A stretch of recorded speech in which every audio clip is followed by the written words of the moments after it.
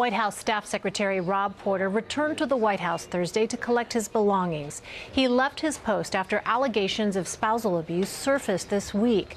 White House officials say they could have handled the situation better, but they're not saying who knew about the accusations against Porter or when they knew it. Major Garrett reports. Rob Porter has repeatedly denied these allegations and done so publicly.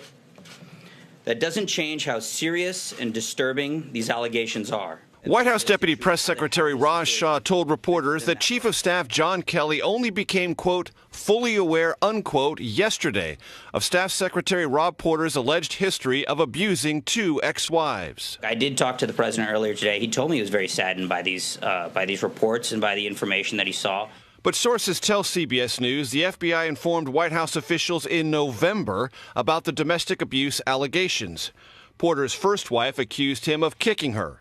His second wife said Porter grabbed her from a shower. Both alleged verbal abuse. Louisiana Republican Senator John Kennedy. You cannot beat the hell out of your spouse.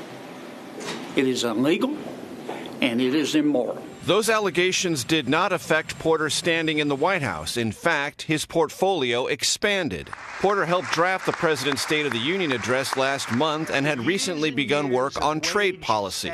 Kelly initially praised Porter as, quote, a man of true integrity and honor.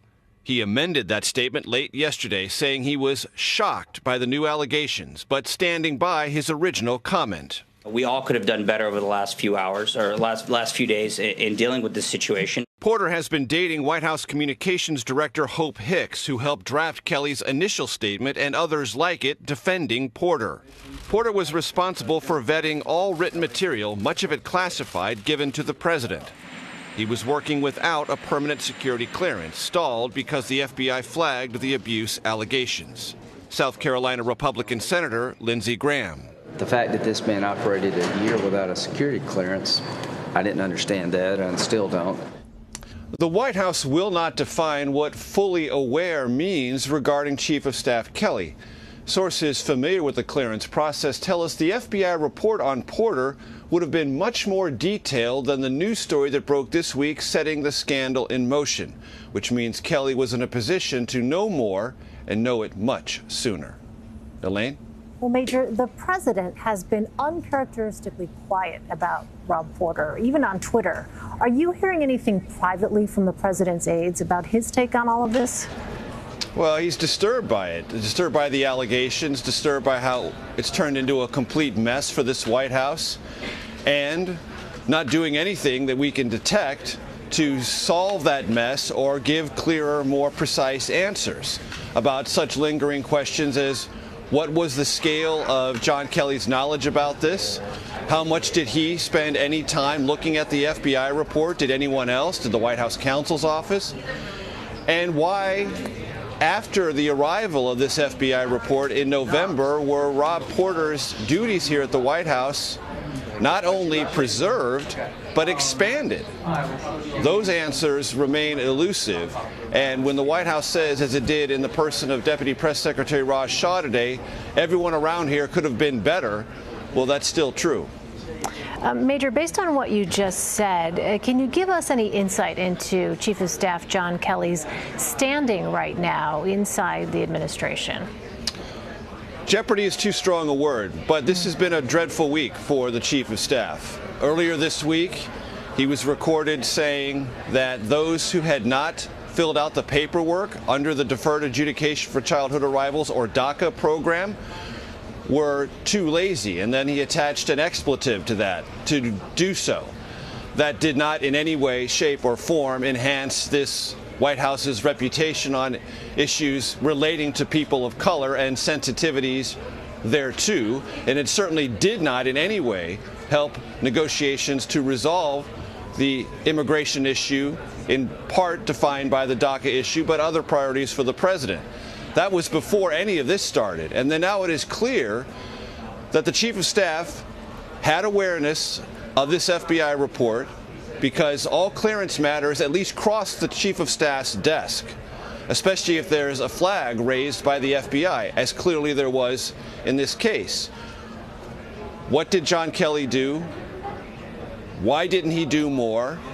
And why were Rob Porter's duties expanded even after he had to have some awareness of these allegations? All of those things are problematic. They do not cast the chief of staff, who has, up until this week, generally speaking, had a reputation for bringing order, discipline, and a measure of precision to the West Wing. This has not been a disciplined or precise week for this White House under Kelly's leadership. Major, a moment ago, you mentioned Deputy Press Secretary Raj Shah. He also told reporters Thursday, quote, "We trust the background check process." Meanwhile, a group of Democratic senators is asking for an investigation into security procedures at the White House. Is there any reason at all to believe the White House would be amenable to such an investigation? Well, that investigation really can't get off the ground in any serious way unless Republicans join in. And this episode may bring some Republicans into that camp.